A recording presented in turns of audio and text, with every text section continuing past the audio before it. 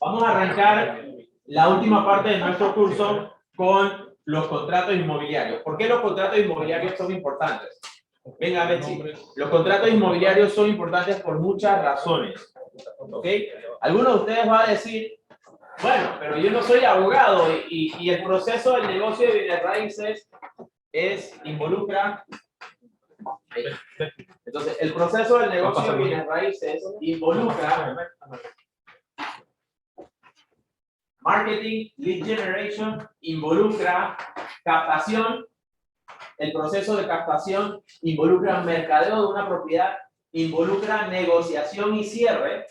Y en esa negociación y cierre hay todos los datos de la transacción, los detalles, ustedes deben aclararlos. La mayoría de los agentes, cuando completan la negociación y cierre, ¿en cuánto quiere comprar? 290,000. Usted quiere vender el 290,000. Felicidades. Cerrar una venta. Felicidades. Ahora viene el abogado a iniciar el trámite legal y yo me desconecto. La mayoría de los agentes se desconectan a un 99% y el único seguimiento que le dan, ¿ya firmaron? Quiero mi chequecito. Eso es todo. Entonces, para que un abogado redacte un contrato, tienen que tener los términos claros. Ustedes deben terminar la negociación de los términos y condiciones. Una cosa es el precio, otra cosa es la forma de pago. Otra cosa es, ¿está comprando de contado o con hipoteca? ¿Sí? Entonces, si está comprando de contado o con hipoteca, involucra más información. Plazo de cierre. El vendedor quiere cerrar rápido. El comprador, si está comprando con hipoteca, debe saber que hay una burocracia bancaria. De que comprar con hipoteca no se puede cerrar en 2 semanas. ¿Sí? Y si compra de contado, si paga de contado, ¿qué pasaría en una transacción donde el vendedor tiene hipoteca, pero el comprador quiere pagar de contado? Y el comprador nos dice, yo quiero comprar en 3 días porque tengo el dinero en mi cuenta bancaria y quiero comprar de contado. ¿En 3 días puedo? No. ¿Por qué no? Porque hay que hacer la sesión de levantar la hipoteca. Supongamos no tiene hipoteca. Y tengo el dinero de contado y no tiene hipoteca. Está libre de gravámenes. ¿En 3 días se puede traspasar? Sí se puede. No. Se puede, ¿Quién dice mano derecha? ¿Mano derecha? Ay, perdón. ¿Quién dice no, mano derecha? ¿Quién dice sí, mano izquierda? Solo Luis. ¿Mano izquierda? ¿Sí se puede? Mano izquierda sí se puede. Ok. ¿Quién dice sí? ¿Por qué sí? 15, bueno. No tiene hipoteca. Yo pienso que es el tiempo que demore la burocracia, es mucho menos burocracia. Básicamente es redactar una minuta de venta y ya llevarla a... Un aplauso para Luis. Sí se puede en 3 días una compraventa de contado sin gravamen hipotecario. Hasta en 2 días.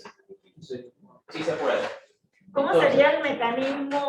¿Cómo sería el mecanismo? Espérese, la pregunta no ha terminado. Sí. El mecanismo de, por ejemplo, voy a la notaría, hago la escritura. Sí. Sí se puede. Y el cliente paga allí y ya. Sí. Es un análisis, es una estrategia, es un trabajo, ¿sí? Es una documentación, pero sí se puede. ¿Ok? Pero sin carta irrevocable. Entonces, esta sería la logística. De pago para que el vendedor le transfiera. Todo tiene un riesgo, pero sí se puede. Esta sería la logística. Primero hay que decirle al comprador, vaya a su banco y busque un cheque de gerencia. Hay que decirle al vendedor, Sócrates vendedor, usted tiene que asumir los impuestos de su bolsillo.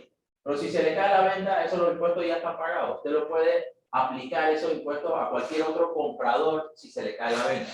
Es un proceso cambiar el beneficiario de los formularios de los impuestos de venta, pero sí se puede. Usted no pierde ese dinero. Se puede cambiar a cualquier otro comprador con un proceso en la DGI. Usted tiene que pagar los impuestos de su bolsillo. Usted busca un cheque por los 2.90 en su banco, cheque de gerencia. ¿Sí? Y usted va a tener que asumir el costo del notario de el custodio, y usted tiene que pagar la alteración de turno en el registro público para inscribir esa compraventa rápido. Entonces, Sócrates, vamos a la DGI, yo voy con usted, vamos a pagar los impuestos, formularios, pagamos el impuesto en un solo día, de ahí vamos al IDAN y vamos a la administración del edificio para que le hagan el pase y salvo de una vez. ¿Sí? Entonces, toda una mañana pagando los impuestos, buscando los pases y salvos, y en la tarde vamos a la notaría a firmar. Vamos a la notaría a firmar, ahí firmamos en la tarde, en la misma tarde, vamos al registro público e ingresamos y pagamos alteración de turno. En 2 días está inscrita esa escritura. No es fácil, pero sí se puede.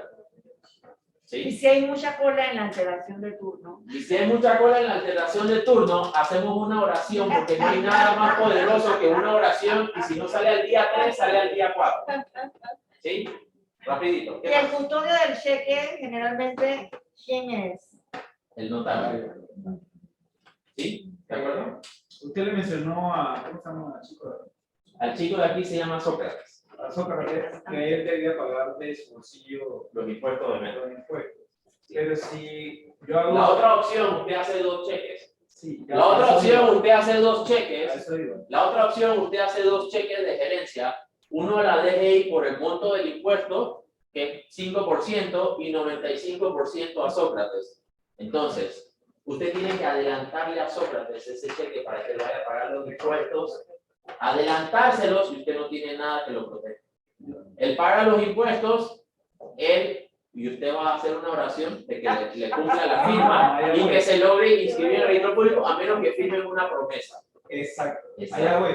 Lo que pasa es que lo estoy diciendo porque yo lo hice hace poquito. Sí, Hice un contrato con Preventa, la persona me dio el 10%. sí. Con ese 10% fui de una vez y pagué los impuestos. Y de ahí como una semana, máximo 2 para la compra. Una semana. Eso se hizo De una vez. Felicidades. Otro aplauso para Luis. Pero sí se puede.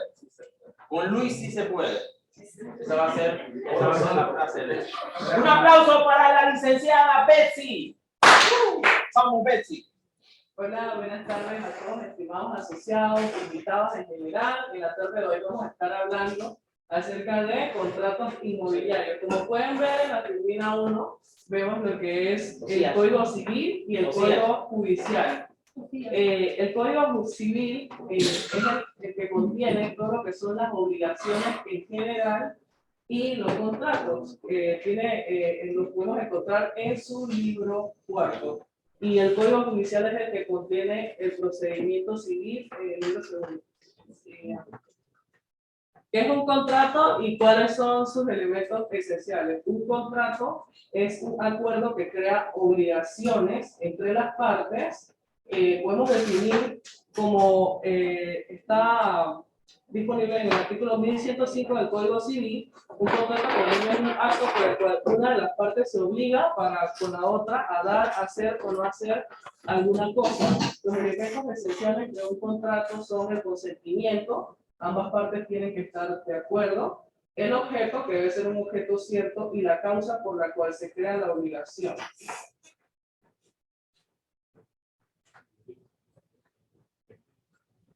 La importancia de la redacción.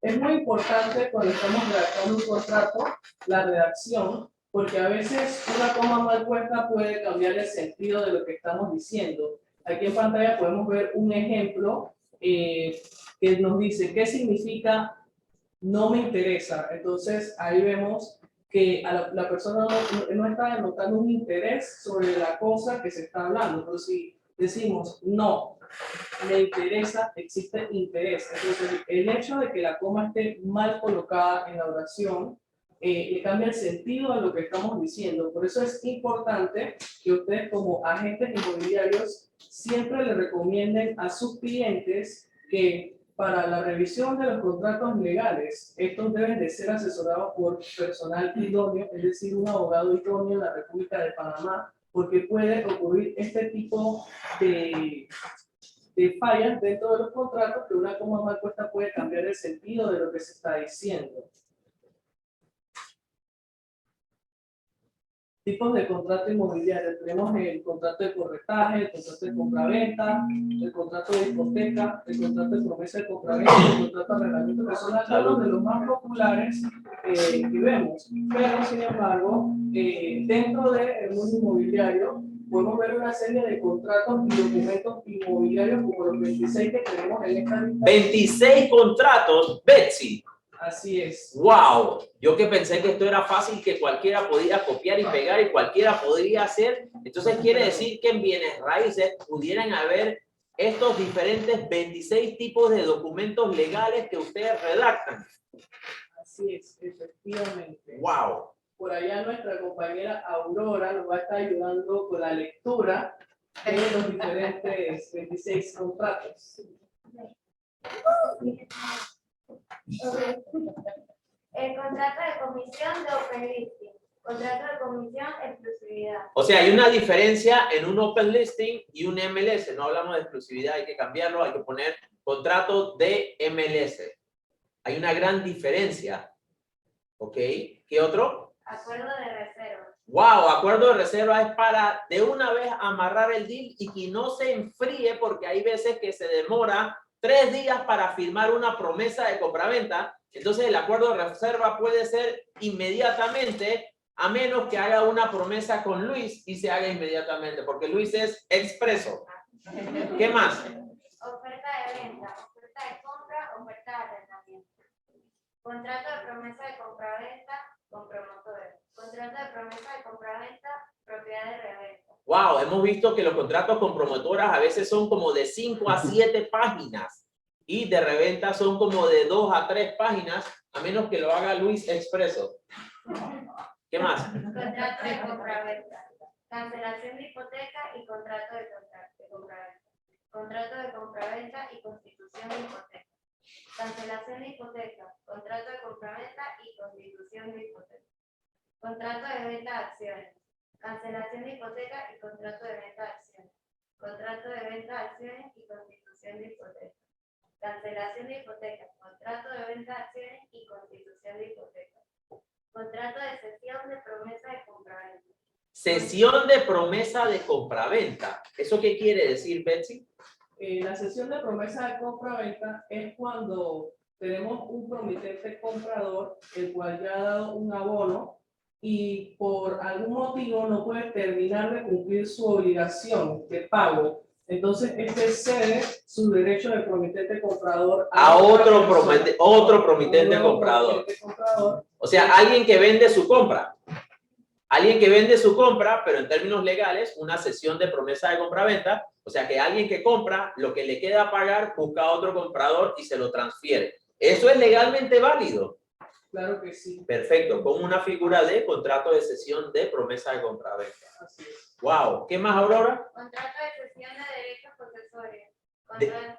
Derecho posesorio. Wow, ¿eso cómo se come? Después lo vemos. ¿Qué más? Contrato de arrendamiento privado.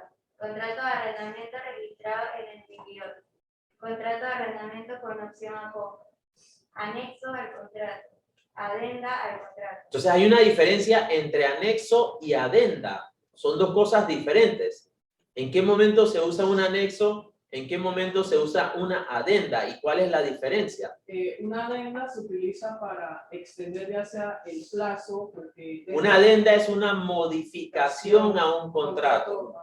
Un anexo no es una modificación. ¿Qué es un anexo?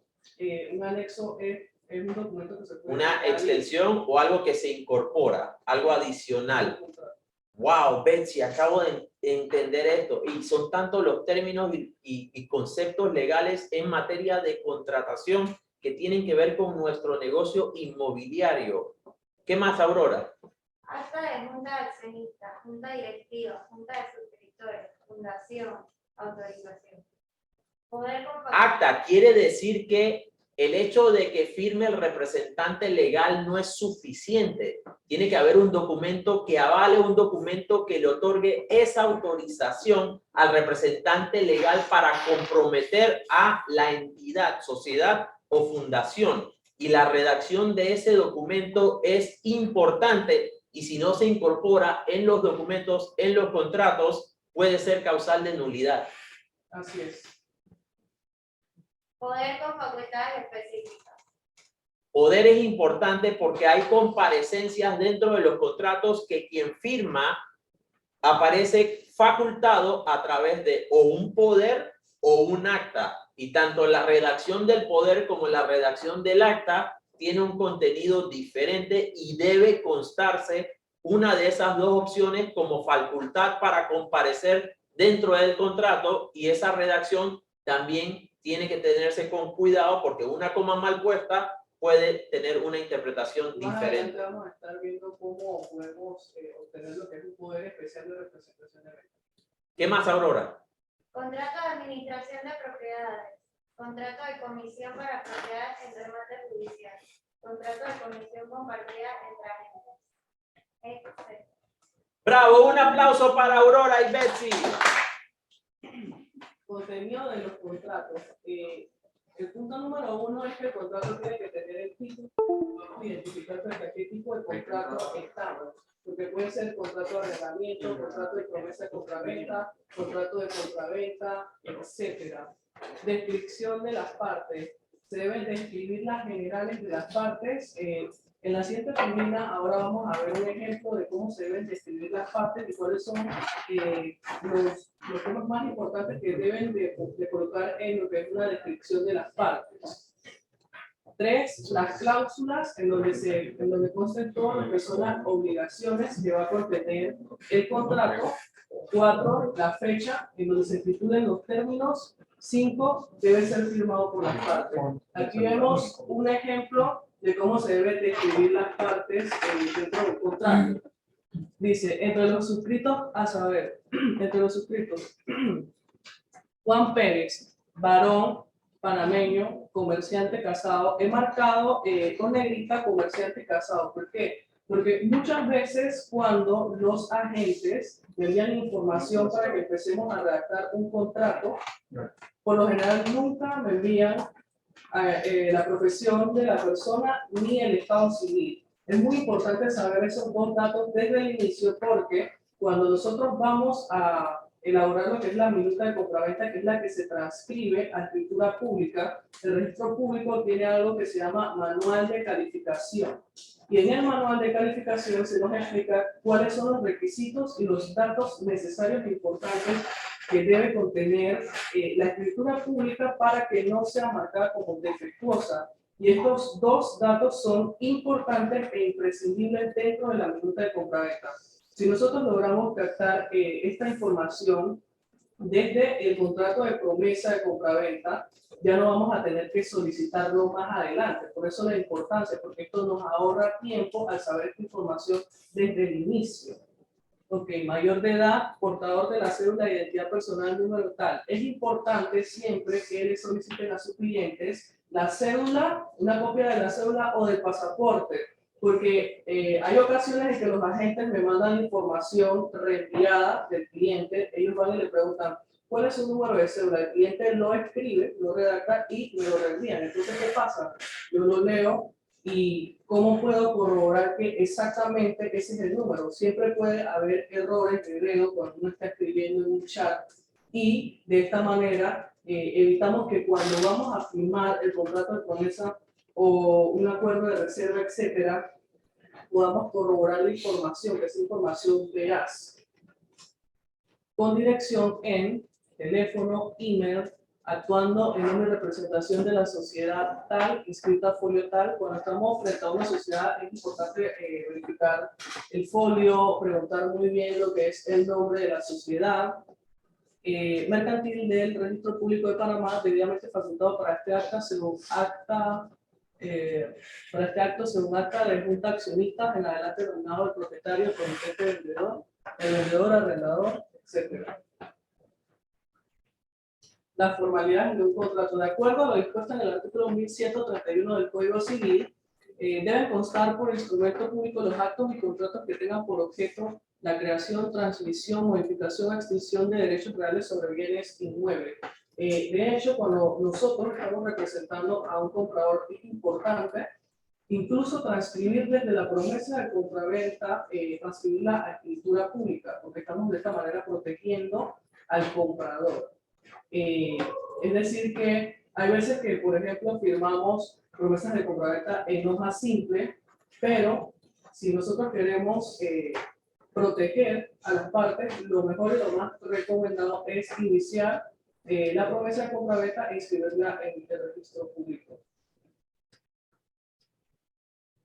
Aquí vemos lo que es un ejemplo de acuerdo de reserva, una oferta de venta y una oferta de compra. Dice, Panamá, 21 de agosto de 2019, señor Manchatlan, comprador. Yo, Pedro Peñalver, comprador de la cédula tal. Esos son los elementos esenciales que debe tener una carta de oferta. Las generales debe de indicar qué es lo que se está ofertando. Por ejemplo, aquí dice que es un apartamento, el 24A del edificio Óptima, Avenida San Juan, Barrio, Ciudad de Panamá. Dice el precio por el cual el vendedor, cuál es el precio que el vendedor está buscando obtener,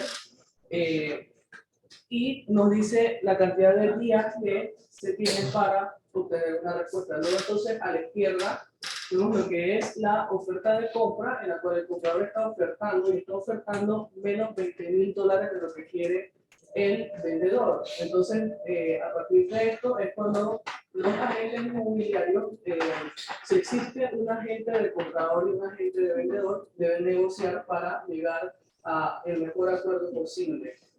Y es muy importante de que empiecen desde este punto, porque hay muchos agentes que he visto que no hacen las ofertas de compra o de venta, sino que quieren ir directo a el contrato de promesa. Ok, esto es muy importante. ¿Quién me dice una razón por la que es importante? Betsy está explicando una razón legal, una razón comercial, que no sea Eric Lima ni Moisés Campos. ¿Quién me dice una razón comercial? Porque esto es muy importante, que no sea Moisés ni Eric.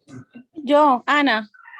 Ana Ponce, 7 años. Yo siento, sí, yo Díganos. digo que es más formalidad y ya apenas firman, ya hay un compromiso, hay más compromiso, mientras se hace todo lo demás. Un compromiso del que transmite. Perfecto. Un aplauso para Ana Ponce. Moy, ¿qué quiere decir Moy? ¿Por qué es importante? Porque una carta de oferta empodera más. No se escucha más. Una carta de oferta por escrita empodera más y demuestra más seriedad al propietario. Más credibilidad. Más credibilidad. Y porque si uno hace una oferta verbalmente y a lo mejor esa oferta es muy por debajo de lo que pide el propietario, si es verbal, el propietario va a decir, ah, no, esto está muy bajo. No, Verbal tiene menos credibilidad, por escrito, formal, firmada, le da más credibilidad. ¿Correcto? Y hace que el propietario la valore más. Exacto. Un aplauso para Moy. Eric, ¿por qué por escrito una oferta? ¿Por qué es importante y cuál sería el beneficio? ¿O por qué es necesario? Yo pienso que uno de los principales beneficios de presentar una oferta formal por escrita y con términos. Un segundito. Venga, Carlos. Importante. Lo que pasa es que todos somos importantes. ¿Sí? Entonces, Carlos, venga. Un TikTok ahí. 3, 2, 1. Tengo que ver a Marcos. Sí, siéntese ahí. Gracias. ¿Ves cómo hablamos con el corazón, Eric y yo? Oh, estamos conectados. Diga 3, 2, 1, Carlos, y arrancamos. 3, 2, 1. Eric, entonces, ¿por qué una oferta formal de compra debe realizarse por escrito? Bueno, yo considero que una oferta formal debe ser por escrito porque ayuda a las dos partes, ¿no? A la persona que está vendiendo la propiedad para que pueda tomar una decisión en base ya a un compromiso y algo estipulado, que tenga un tiempo y un número que pueda pensar si tiene sentido o no vender en ese momento. Y para la persona que compra, también le ayuda a poder negociar de mejor manera ese precio que él desea y con las condiciones que él estipula. Al final, pienso que es una herramienta ganar y ganar, en donde ambas partes se van a sentir cómodas y tranquilas de que hay una seriedad, un compromiso para lograr la compraventa de esa propiedad. Wow, entonces credibilidad, seriedad, compromiso, seguridad y protección de la transacción. Y de parte de tuya como corredor te hace ver como un profesional, que es lo que somos. O sea, llevarle a un cliente un mensaje de WhatsApp o llamarle y decirle, tengo una oferta para ti de $240,000, jamás va a tener el peso suficiente que llevarle una oferta formal donde diga, yo, Juan Pérez, concedo la entidad tal, tengo un número de finca tal, quisiera ofertar la suma de tanto para ir a la siguiente forma y la misma tiene una validez de 5 días hábiles. Excelente, ya sabes, más tips inmobiliarios con Eric Lima. Gracias. Sí. Gracias, Manuel. TikTok. Eso No, es yo poderoso. entiendo. Las ofertas ponen a pensar al vendedor con almohada, literalmente. Eso, ¿vale? Un aplauso para Eric. Parte del comprador que haga una oferta formal, pero no del vendedor, yo no lo entiendo. Ajá, entonces, ¿qué pasa? Eric, respóndale. Ajá, a mí Ah, en lo ok. personal, sí, Pero contraoferta. el vendedor, yo no ¿Por qué el entiendo. vendedor una contraoferta por ¿En escrito? qué momento lo va? ¿Por qué? Es una contraoferta. Contraoferta. Porque si el vendedor... O puede ser antes de la contraoferta. ¿Por qué? Porque hemos visto transacciones donde la persona tiene un precio de venta de $300,000, entonces hay un bidding war, y entonces comienzan a tirar ofertas más altas, llega a querer subir el precio, y por ende va a soportar o generar un estrés innecesario en la transacción porque ya no son $400,000, sino son $450,000. Me pasó por experiencia. Una propiedad de ampliación, tenemos una oferta de $400,000 y el hombre pidió $20,000 más, después de que yo haber tenido un contrato de comisión que decía 400.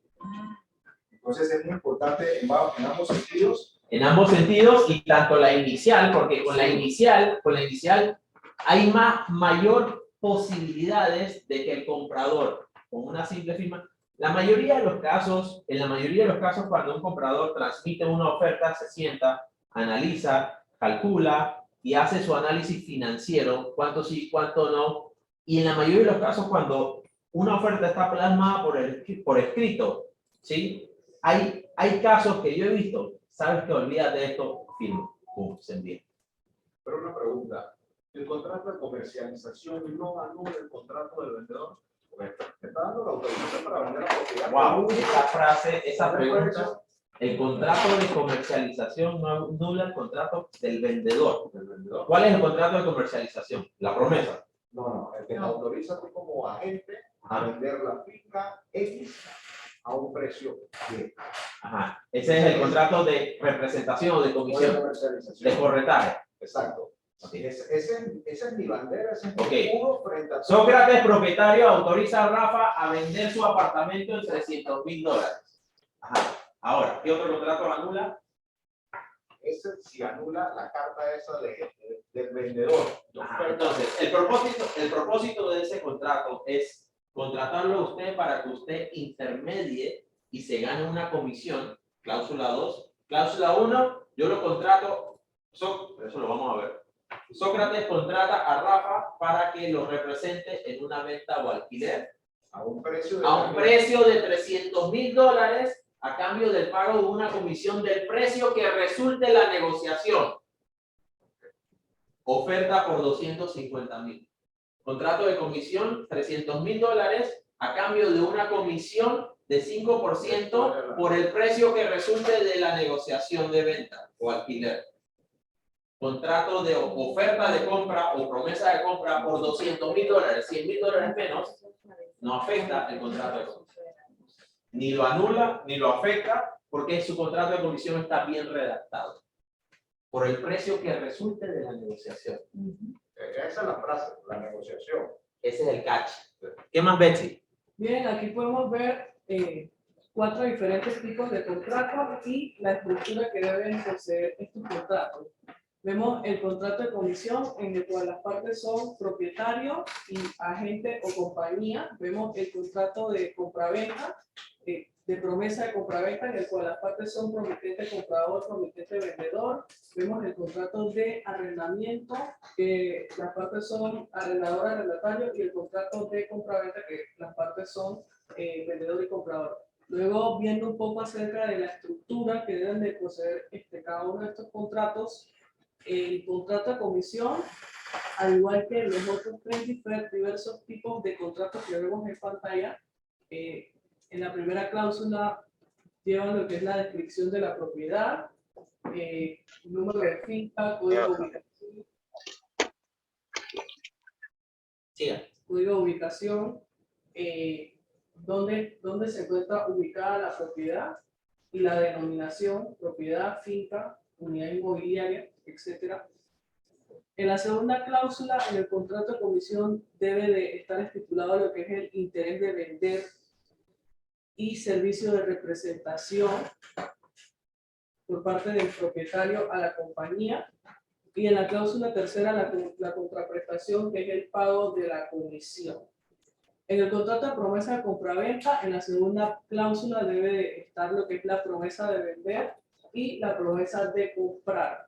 Y en la cláusula tercera, la promesa de pago y la descripción de pago. Es muy importante que en la cláusula tercera se haga lo que es el desglose de los pagos, porque he visto muchos contratos que nos han enviado otros abogados en el cual se estipulan los abonos directamente. Por ejemplo, colocan abono número 1, colocan la denominación del abono, a quién va el abono, cómo se va a pagar el abono, y luego colocan el saldo mediante carta promesa irrevocable de pago, cheque certificado, cheque de gerencia, transferencia bancaria internacional, transferencia bancaria, pero no hacen el desglose de cómo se van a realizar esos pagos. Entonces, para nosotros, como compañía, es muy importante que dentro de esa cláusula sí se hagan esos desgloses. Por ejemplo, que se coloque, más adelante vamos a ver un ejemplo de cómo se debe colocar, pero debe colocarse abono número 1 a favor de tal persona, pagadero mediante cheque, certificado, cheque de gerencia, puede ser desglosado de la siguiente manera. Debe de desglosarse en donde se vea muy claramente cuánto le toca a la compañía inmobiliaria, cuánto le toca al comprador. En todo caso, si la propiedad tiene una hipoteca, cuánto es el saldo que debe pagar el cliente a el banco. Y es importante que el cliente solicite a su banco lo que es una carta de saldo para nosotros poder saber cuánto es realmente el saldo de hipoteca que aún tiene disponible la persona y poderlo colocar dentro de el desglose que va a haber del abono. Contrato de compraventa. En la segunda cláusula vemos lo que es la venta, el traspaso de título y compra y el pago del precio. Ahí nuevamente se debe repetir lo que es el desglose y se debe de también desglosar el precio de venta, cuánto va a ir a terreno y cuánto va a ir a mejoras, porque dentro del manual de calificación del registro público nos exigen también que se haga esta salvedad. Cláusula tercera, pagos y descripción de los pagos. Básicamente bastante parecido a lo dispuesto en el contrato de promesa, solamente que acá las partes son comprador-vendedor. Contrato de arrendamiento. En la segunda cláusula se da en arrendamiento y se recibe en arrendamiento, y en la tercera cláusula se ve lo que es el canon de arrendamiento. Y en las demás cláusulas podemos ver temas como las obligaciones del arrendador para con el arrendatario o del arrendatario para con el arrendador, etc. Formalidades de poder para compra y venta. Esta imagen me encanta porque he visto que muchas veces han habido clientes o abogados de clientes que nos envían poderes como este, poderes que son redactados en hoja simple y que están autenticados por notarías. Y cuando se le pregunta, licenciado, ¿por qué este poder no está por escritura pública? Siempre nos dicen, no, es que nosotros lo vamos a insertar cuando enviemos la escritura pública, nosotros lo insertamos ahí. La manera correcta de cómo se debe hacer un poder de representación de venta o de compra es como el que vemos a la derecha, que es mediante escritura pública. Nosotros, por lo general, este tipo de poderes lo trabajamos si el cliente está en el extranjero, digamos en Estados Unidos. Yo me contacto con ya sea la embajada o el consulado de Panamá en el país donde sea que se encuentre la persona, y yo le pregunto si ellos tienen un modelo específico de poder o si ellos trabajan con mi modelo. En el caso de que ellos me digan que ellos trabajan con mi modelo, yo creo el modelo de acuerdo a como siempre acá en Panamá utilizamos el modelo de escritura pública y yo se lo envío solamente para que ellos firmen allá en el consulado o en la embajada, y cuando ellos firman, el cónsul o el embajador autentica y firma. Entonces, luego ellos me envían esa información mediante FedEx, DHL, etcétera. Y cuando eso llega aquí a Panamá, el siguiente paso es certificar la firma del cónsul o del embajador. Se envía el documento a MINREX y MINREX lo certifica mediante una apostilla. Entonces, cuando ya tenemos ese documento certificado por el MINREX, nosotros elevamos el documento firmado a escritura pública. Si el documento está, por ejemplo, el cliente de Estados Unidos, se le debe enviar en inglés. Y cuando llega a Panamá, nosotros igual lo llevamos a autenticar en el MINREX y luego se debe traducir ese documento mediante una traducción oficial que debe ser firmado y sellado por un traductor público oficial aquí en Panamá, y el documento en español, que debe ser específicamente igual al que tenemos la versión en inglés, es el que se eleva a escritura pública. Luego se inscribe en el registro público y desde ese momento en que está inscrito en el registro público se genera lo que es un número de folio. Y con ese número de folio es como nosotros lo incorporamos dentro de la promesa de compra-venta y se ve que la persona está facultada para entonces firmar por la persona que no se encuentra acá. Y este tipo de poderes, o sea, se puede utilizar desde el inicio de la transacción hasta el final de la transacción, incluso para firmar la escritura pública y para recibir los cheques. Cosa de que cuando el cliente venga solamente retire su cheque. O sea, todas esas facultades se pueden colocar dentro de ese poder. Es un poder que lo faculta solamente y específicamente para la representación de la venta, pero que se puede colocar todas las facultades necesarias que requiera el cliente. Contrato de promesa de compraventa, vemos algunos diferentes temas con respecto a las fechas. Por ejemplo, vemos que dentro de las fechas se debe estipular cuándo se va a dar la firma del contrato.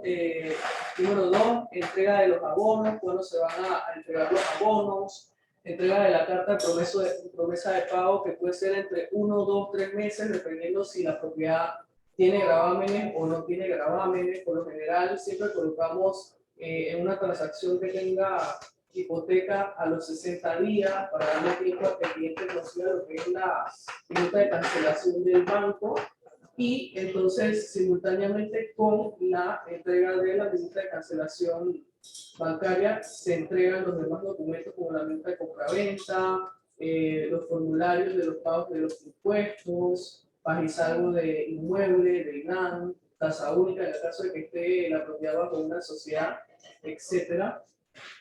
La fecha de la firma del contrato de compraventa, que es el término de duración que tiene el contrato, que puede ir desde 3 días, como dijo el señor Luis, en adelante, 90 días, he visto contratos hasta de 120 días, todo depende también de quién esté dando el financiamiento. Por ejemplo, la Caja de Seguro Social, cuando vemos que el cliente está optando por un crédito con ellos, por lo general el mínimo que debe poseer un contrato de esos es 120 días calendarios, porque los créditos con ellos demoran bastante, al menos que la persona tenga a alguien adentro que lo pueda ayudar.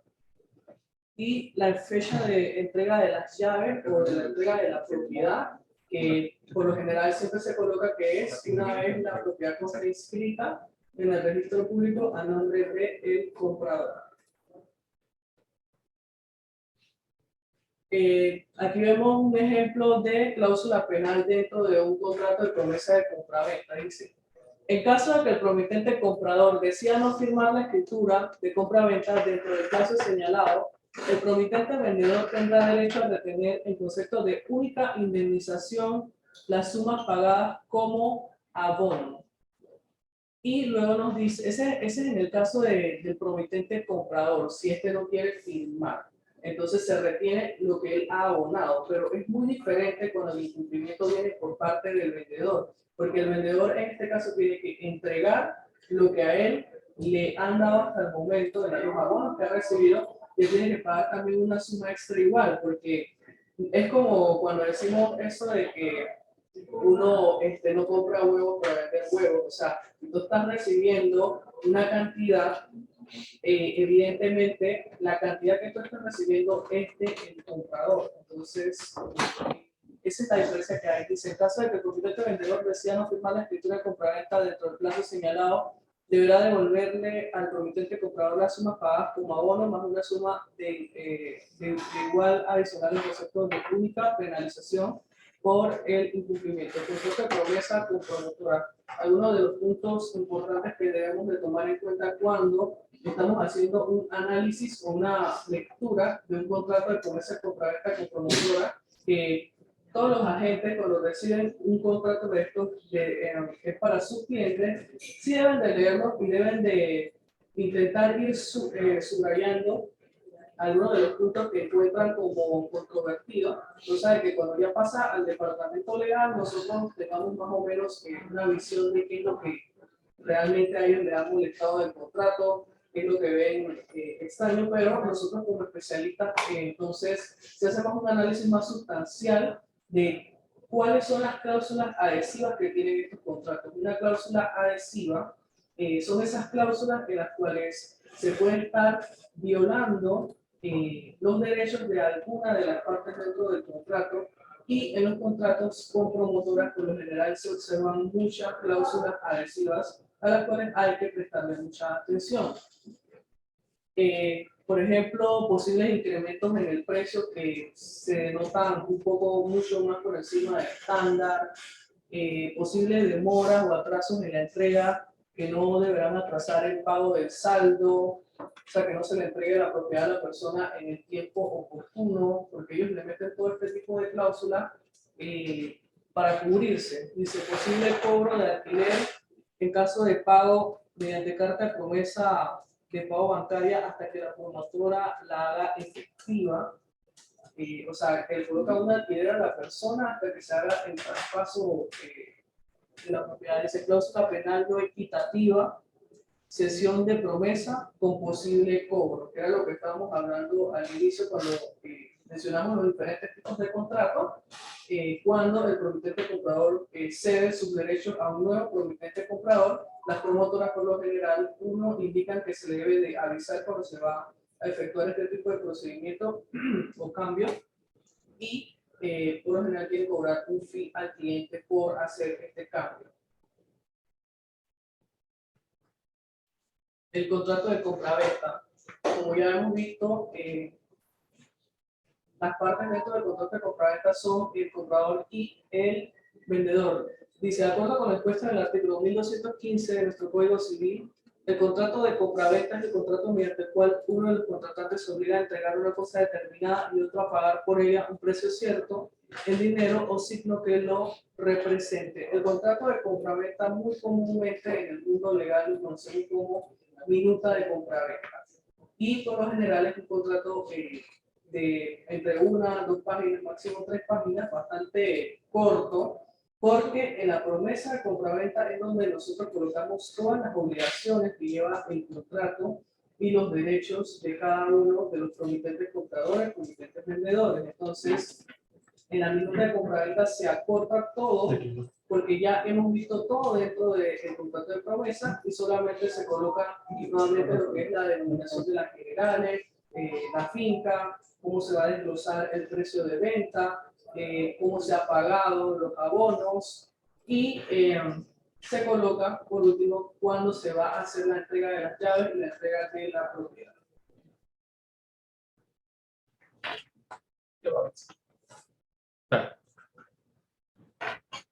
Contrato de compraventa, cláusula 1. Aquí vemos un ejemplo de cómo debe ir estipulada la cláusula 1 del contrato de compraventa. Dice, declara el vendedor que es dueño del folio real número de finca, número de propiedad, código de ubicación. Esta información la podemos encontrar dentro del registro público de la sección de propiedad horizontal, en el caso de que sea propiedad horizontal, en el caso de que no esté dentro del régimen de propiedad horizontal, sería de propiedad, por ejemplo, llámese una casa o un lote, del Registro Público de Panamá, consistente en la unidad departamental número 16A del edificio PH Barrio Tower. Ahí es donde se coloca si es un lote, si es una casa, cuál es el número de casa, cuál es el número del apartamento, cuál es el número de etc. Ubicado en calle 55 y avenida Samuel Luis Barrio, Ciudad de Panamá, la adelante denominada la propiedad. Nosotros en la ubicación también, otra cosa que agregamos es el corregimiento, distrito y la provincia. Cláusula 2 del contrato de compraventa. Dice segunda, declara el vendedor que vende y el comprador que compra la propiedad bajo las condiciones establecidas en el presente contrato. Que es cuando se hace la declaración de compra y la declaración de venta, como ya lo habíamos visto previamente. La cláusula tercera debe contener lo que es la siguiente, dice tercera, declara al comprador que ha pagado a el vendedor el precio de venta de la propiedad en la suma total de $100,000, unidad de curso legal de los Estados Unidos de América, de la siguiente manera. Y luego se continúa a ir desglosando valor de terreno, valor de mejoras y el desglose de cada uno de los abonos, como podemos verlo aquí. ¿Cómo desglosa eso? ¿Cómo se saca? El valor de terreno y mejora. Por ejemplo, si yo estoy vendiendo un apartamento, ¿cómo sé cuánto es lo de la mejora y el terreno? En la DGI existe lo que es el e-Tax. El e-Tax es una plataforma que tiene la DGI, mediante la cual uno tiene algo que se llama RUC y algo que se llama NIC. El RUC, por ejemplo, en el caso de una finca, lo conforma el número de finca guión código de ubicación. Y el NIC es la contraseña que tenemos nosotros como usuarios para poder acceder al sistema. Hay muchas personas que no tienen el NIC o que lo han perdido. Uno hace una carpeta de autorización en la cual uno le pide a la DGI que actualice lo que es su correo electrónico y mediante el correo electrónico entonces podemos cambiar lo que es la contraseña, que es lo que se llama NIC. Cuando nosotros entramos a e-Tax, hay una parte en el e-Tax en donde nosotros podemos ver la denominación de cuánto, cuando nosotros compramos la propiedad, cuánto nos dejaron en terreno y cuánto nos dejaron en mejora. Para hacer el desglose, nosotros en especial lo que hacemos es que mantenemos el valor del terreno y todo lo que vaya en el precio de venta por encima del valor del terreno lo colocamos en mejoras, cosa de que más adelante la persona pueda afiliarse ya sea patrimonio familiar, etcétera, de esa manera. Pero esos valores los encontramos en e-Tax en la DGI. Que lo dan ellos. Sí. No, usted mismo puede entrar a la plataforma y puede verificarlo siempre y cuando tenga el NIC. Okay. Pero esos valores también son los mismos que se encuentran contenidos en la escritura pública de cuando usted compró, solamente que a veces en la DGI sí hace lo que es el desglose. Gracias. De nada. Y bueno, aquí vemos el ejemplo de cómo se debe desglosar, que era lo que estaba comentando previamente. Por ejemplo, vemos $10,000 pagados al promitente vendedor de la firma de contrato de promesa de compraventa mediante cheque de gerencia de la siguiente manera.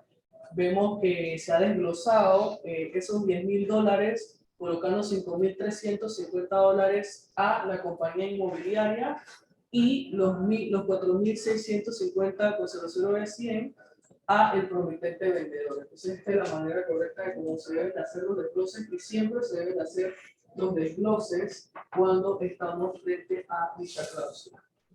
¿Cuáles son los pasos para hacer un traspaso o compraventa?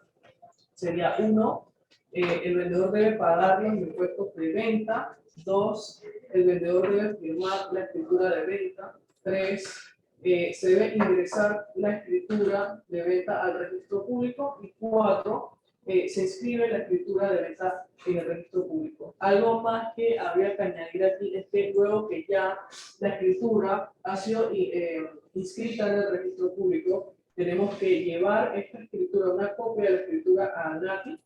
En ANATI hay como un formulario en el cual uno paga $5 para que se haga lo que es una actualización, y esta actualización es la que logra que se actualice lo que es el nuevo propietario dentro de la DGI y los valores para efectos de temas de pago de impuestos y demás.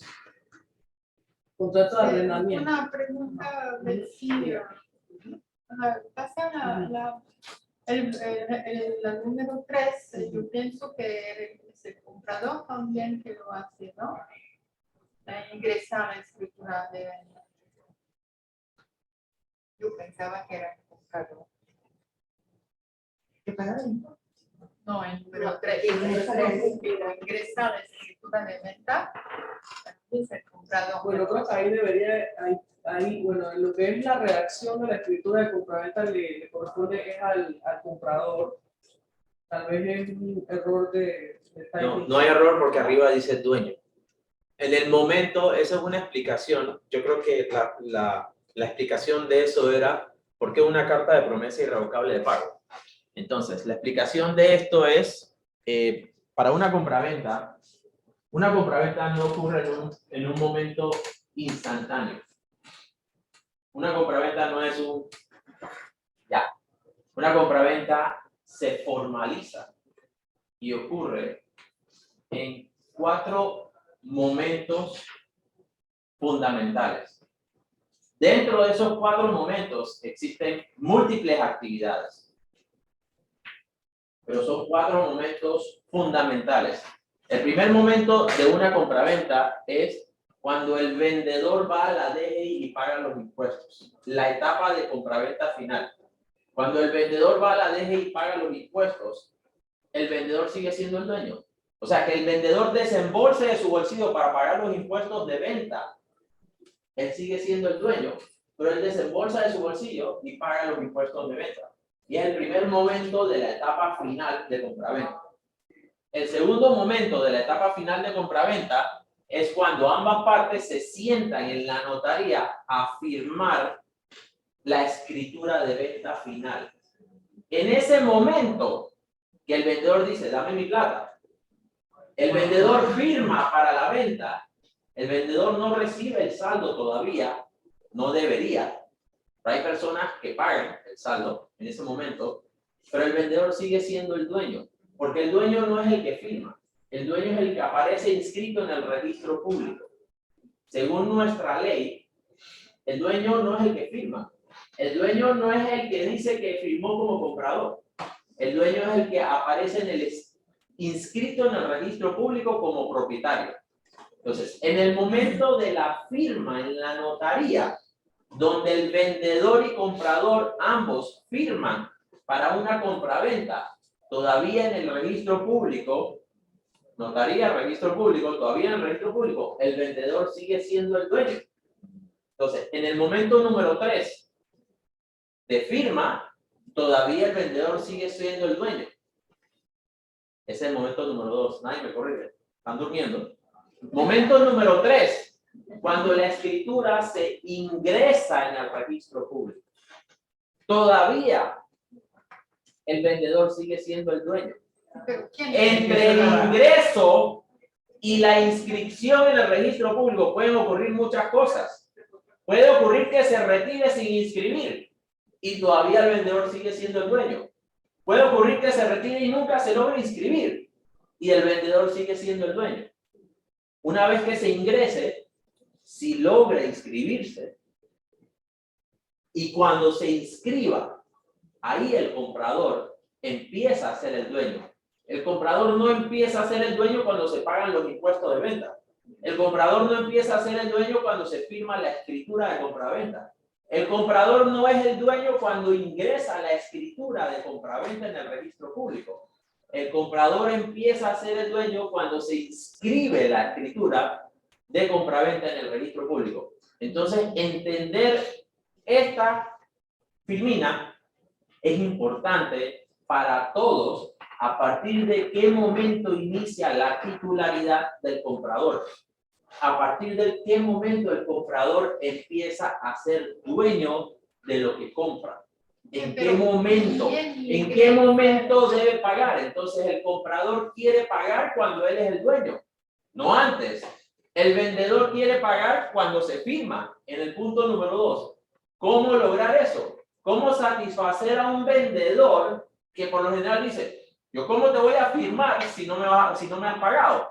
Págame para que yo te firme mi escritura de venta. Entonces, por esta inseguridad jurídica del momento en que el comprador sea el dueño, por esta situación, es que hay que pagar con una carta de promesa de pago al momento de la firma.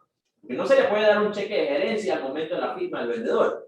Al momento de la firma al vendedor, ese cheque hay que depositarlo en el notario como un custodio. Ya el vendedor tiene la garantía por ese contrato de custodia de que cuando se inscribe en el registro público la escritura de venta, el notario le va a entregar el cheque. Entonces, ya con esta gráfica, ustedes entienden más fácilmente de por qué hay que pagar con una carta de promesa irrevocable de pago o con un cheque custodiado, porque existen diferentes momentos y existe inseguridad, no hay garantía de que se logre inscribir. El hecho de que el vendedor firme la escritura de venta no es garantía para un comprador de que se inscriba. Puede entrar un secuestro, puede entrar un embargo, muchas cosas pueden entrar entre la firma y la inscripción final. ¿De acuerdo? Preguntas. Mujeres primero. Sí, sí, claro. Damas primero, ¿sí? Sí, eso lo entendí todo, Sí. pero Bien. ¿quién ingresa la escritura de venta? Exacto. ¿A quién le corresponde? Dígame, respóndame usted. Yo siempre pensé el comprador, ¿Por qué? ¿El comprador? pero ¿Pero por qué? Por ley. Por ley, la ley dice que el vendedor paga los impuestos de venta. Por ley, el comprador paga los gastos de notaría y registro público y el comprador gestiona la inscripción, registro, paga los derechos de notaría, gastos de notaría, registro público y él paga registro público y él la ingresa. ¿Por qué el comprador? Porque él es el nuevo dueño y él se queda con la escritura una vez que se inscriba. Por ley y por lógica. Por lógica, porque cuando él ingresa la escritura, solo él la puede retirar. Y cuando él la retira, él es el nuevo dueño. Y se queda con ella. Eso. Por esas dos razones. Era lo que hablábamos el otro día de la que teníamos también el registro de la pintura de compra y Sí. también la paga el comprador. La paga el comprador o el vendedor, el que la quiera hacer más rápido. Yo se la hago, de cortesía si quiere. ¿Qué más? Okay. Oh, Yo le entiendo la preocupación. dígame, pregunta. ¿Había una vez? Sí. Sí. Me parece. ¿Qué pasó con Cristina? Que Ah, ¿se aburrió ayer? no, Pregunta. me encantó. Pregunta. Ok. Me gusta la figura esta de. Pregunta. La. Pregunta. Sócrates. La promesa de. Sí, la promesa de compraventa. No, de vender. ¿Cómo se llama? La promesa de compraventa. No. Promesa de pago. escritura. Carta de promesa irrevocable de Se pago. queda en el Cheque de notario gerencia. con el cheque. Cheque de gerencia. Contrato de custodia. Correcto. Ok. ¿Qué sucede? Yo como vendedor, yo creo que esa es la preocupación y bueno, y en la vida real me ha sucedido. Yo como vendedor quiero cobrar mi plata. ¿Cuál es la pregunta? El comprador Sí. quiere su propiedad. Entonces, pero el cheque lo tiene el notario, ¿verdad? El comprador, lógicamente, por ley, como dice usted, tiene que ir y ingresar al registro público. Cuando eso sucede es cuando yo cobro mi cheque como vendedor. No, cuando Sí. sale. Su respuesta es el paso 5 que no dice ahí. Ok. Su respuesta es el paso 5 que no dice ahí. El paso 5 que no dice ahí es que el vendedor va a cobrar su dinero. Un aplauso para Luis. Paso 5. contrato de arrendamiento. El contrato de arrendamiento se puede clasificar en materia inmobiliaria en arrendamiento residencial, arrendamiento comercial, arrendamiento con opción a compra, arrendamiento vacacional por temporada o día y las partes involucradas que son el arrendador y el arrendatario. Y anteriormente habíamos estado hablando de cómo se deberían de describir las cláusulas dentro de este contrato. Aquí vemos dos modelos de contrato, el que se inscribe en el MIBI y un contrato de arrendamiento privado. Un contrato de arrendamiento privado es un contrato simple, no a simple, entre arrendador y arrendatario. Contrato de arrendamiento normal, que no se inscribe en el registro público, en el MIBIOT, perdón. Aquí vemos que debe poseer la cláusula primera del contrato de arrendamiento. Dice, primera, declara el arrendador que es dueño del folio real, número tal, número de finca, código de ubicación, de la sección de la propiedad horizontal del registro público de Panamá, consistente en la unidad departamental número 16A del edificio PH Barrio Tower, ubicado en calle 55 y avenida Samuel Luis o barrio Ciudad de Panamá, en adelante denominada la propiedad. Básicamente la denominación de la descripción de la propiedad es la misma que el contrato de promesa de compraventa. Contrato de arrendamiento, ¿cuáles son las cláusulas que debe poseer un contrato de arrendamiento? Están la de titularidad y descripción de la propiedad, el objeto del contrato, que es dar el arrendamiento y recibir el canon de arrendamiento, el pago del canon de arrendamiento, cómo se va a efectuar, cada qué cantidad de días, cuál es el día que hay que pagarlo, pago del depósito de garantía, que por lo general es un mes, fecha de inicio, inspección y entrega, término del contrato de arrendamiento, cuándo se va a culminar el contrato de arrendamiento, obligaciones que tiene el arrendador, obligaciones que tiene el arrendatario, qué sucede si hay una terminación anticipada, qué sucede cuando existe incumplimiento de pago de más de 2 meses, que se puede efectuar lo que es un lanzamiento judicial, y los anexos que son el inventario en caso de que exista muebles y demás enseres. Autenticación ante notario. Bueno, aquí esto es muy importante porque ha habido veces en que cuando van a autenticar las firmas de las partes en los contratos, luego ven la firma de los testigos, pero no se cree que el notario no ha firmado, que se lo han llevado así, y en realidad es necesario que exista también la firma del notario en esa autenticación. ¿Cómo así? Betsy, explíquenos quién entendió que no sea Denis y Sócrates. ¿Quién entendió? Que debe estar firmado también por el testigo, que a veces pasa que está firmado por el notario y no por el testigo. No. ¿Quién entendió? Tenemos 5 minutos, Betsy. Tenemos 5 minutos. Eso es lo penúltimo. No, eche para atrás. ¿Quién entendió? ¿Qué quiere decir presentación personal? Y las partes deben de ir a la notaría.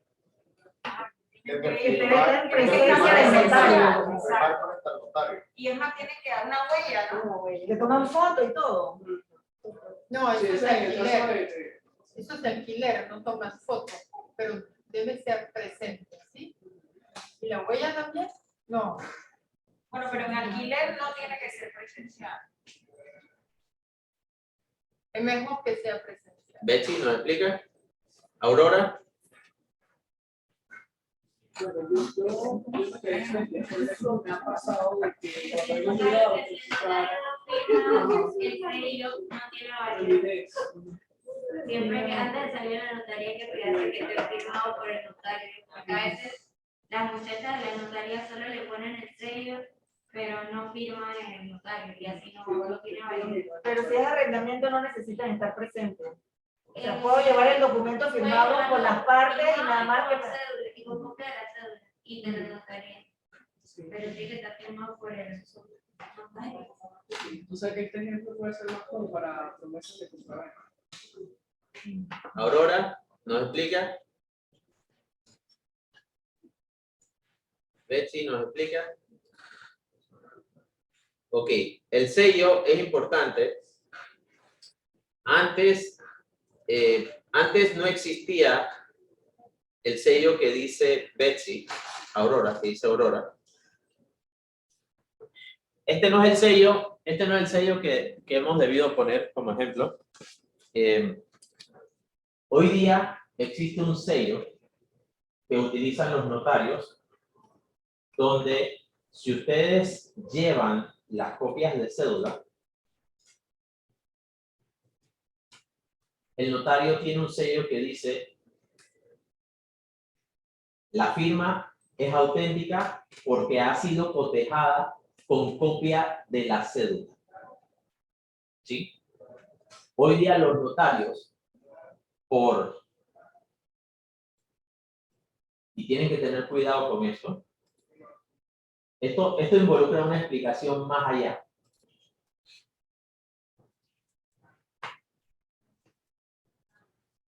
Los notarios, por querer hacer dinero y no rechazar las autenticaciones, porque una autenticación, para que las partes la utilicen, tiene un propósito. ¿Sí? Las autenticaciones, para cumplir con ese propósito, debe decir el sello que la firma es auténtica porque ha sido firmado el documento ante mí, en presencia de mí, por el firmante personalmente. Y yo, notario, doy fe que la firma es auténtica porque ha sido firmado ante mí personalmente por el firmante. Ese es el sello que debe tener el documento para cumplir el propósito de autenticación de firma. Por efectos prácticos y por buena relación con los notarios, algunas firmas y algunas empresas y algunas personas inapropiadamente, antes, llevaban los documentos con copia de las cédulas y los notarios ponían ese sello de autenticación. El propósito de ese sello, ¿cuál es? En una demanda por incumplimiento hay etapas. Y Sócrates me va a decir: oh, tiene razón. En una etapa de incumplimiento de contrato hay etapas. El demandante presenta la demanda en contra de quien incumple el contrato. El juez, admite la demanda y le corre traslado. ¿Sí? Dentro del proceso judicial, ¿sí?, el juez tiene que citar a las partes para que reconozcan su firma. Si las partes no reconocen su firma, se cae el proceso. A menos que la otra parte denuncie falsedad, falso testimonio, porque sí es su firma, y la otra parte denuncie y solicite una prueba caligráfica para que a través de peritos se demuestre que sí es su firma. Si a través de peritos y una prueba caligráfica se logra demostrar que sí es su firma, incurrió en falsedad y el proceso continúa. Son dos procesos diferentes. Y el proceso continúa. Si a través de una prueba caligráfica no se logra demostrar que es su firma, se cae el proceso, se cae la demanda. Entonces, ¿por qué un sello de autenticación de firma en un contrato? No porque el sello de autenticación de firma le da validez al contrato. Lo que le da validez al contrato es la firma de las partes. El consentimiento de las partes constatado por la firma. Eso es lo que le da validez al contrato. El sello de autenticación es una formalidad legal, pero es una estrategia legal que utilizan los abogados para obviar esa etapa procesal de necesidad de reconocimiento de la firma del deudor en el contrato, el que incumple, ¿sí? Y obviar esa posibilidad de que se le caiga el proceso judicial al demandante. Obviando eso, porque si ya reconoció ante un notario su firma, ya su firma es auténtica y el proceso continúa y el juez la reconoce. Pero si no la ha reconocido ante un notario, entonces el juez, por ley, según el Código Procesal, está obligado a citar a la parte para verificar si reconoce su firma. ¿Sí? Entonces, esa es la estrategia procesal contractual que han utilizado los abogados para autenticar los documentos legales, y la gente piensa que es para darle la validez al contrato. ¿Sí? Entonces, anteriormente se han caído procesos judiciales porque han ocurrido casos de notarios que han puesto sellos anteriormente de presentación personal, y ha habido casos donde los abogados y personas van al notario, sello de presentación personal, y la persona se fue de viaje. La persona firmó afuera, o la persona nunca compareció y pudo demostrar que estaba en Churruquita todo ese día, o estaba en un crucero, y cómo fue a la notaría. Entonces, los notarios, para cubrirse, cuando alguien no va personalmente, si ustedes se dan cuenta, ponen atención, el notario tiene un sello de presentación personal y tiene un sello de copia de cédula. Pero ese sello de copia de cédula probablemente no sea procesalmente viable como reconocimiento de firma. ¿Sí? Entonces, y tenga que citarse a la parte en que incumple para ver si reconoce la firma. Y si no la reconoce, ahí hay un problema. Hay que volver. Por eso es importante tener cuidado con el reconocimiento. Por eso es importante pedirle a las partes que vayan personalmente y que se coloque el sello de presentación personal. Eso iba a preguntar. Entonces, porque normalmente los arriendos uno mismo hace Uno esa mismo, labor, pero el sello que se siempre coloca es es de de copia de cédula, y procesalmente hablando, en un momento de lanzamiento, en un momento de, ahí se puede perder, no se debe hacer. es delicado. ¿Y cómo hace cuando a mí me pasó, hice uno a nombre de una empresa, y exacto, el señor vive en España, y es más, firmaste digital. Sí, entonces ahí la firma en PDF no es legalmente válida, ahí tiene que, opción 1, DocuSign, hay una ley de firma electrónica. Opción 2, él tiene que firmar allá ante un notario, Ministerio de Relaciones Exteriores, Embajada de Panamá o por apostilla, y mandarlo, y aquí se firma en original. A la antigua, original por courier, autenticado y por courier, a la antigua o por DocuSign. También debe ser así, para evitar cualquier... Sí, entonces el asunto de DocuSign, entonces habría que ver si procesalmente se obvia el reconocimiento de firma, porque esto es algo nuevo procesalmente, o un notario aquí no va a autenticar una firma por DocuSign. Es que el mismo DocuSign contiene una certificación de autenticidad digital por firma electrónica, y ya existe una ley de firma electrónica que avala, certifica, ratifica, reconoce, le da legalidad a un documento firmado con firma electrónica. Pero procesalmente hablando, hay una situación. ¿De acuerdo? Entonces, la situación de ante unos clientes que no quieren ir a la notaría diciendo de que, pero mi otro agente no me pidió ir. Entonces, ante esa situación, ¿cómo uno le explica lo que yo acabo de explicar? ¿Me grabaron? Entonces ¿Sí? mejor un contrato o un contrato autentificado presencial Ante de notario. alquiler, o un contrato de alquiler en DocuSign. Correcto. ¿Sí? Sí. Gracias. Un aplauso para Betsy. Ya para terminar, recuerden siempre las palabras del licenciado Manos, que dice: los contratos son documentos legales que deben ser redactados por un abogado idóneo y con experiencia en la materia, debido a que un contrato legal no es una carta, no es un memo, no es un email, ni tampoco es un mensaje de WhatsApp. Wow. Un aplauso para el licenciado Manos. Bravo. Entonces, aquí hay algo que acabo de hacer y Betsy lo va a explicar. Esto lo acabo de hacer y Betsy lo va a explicar.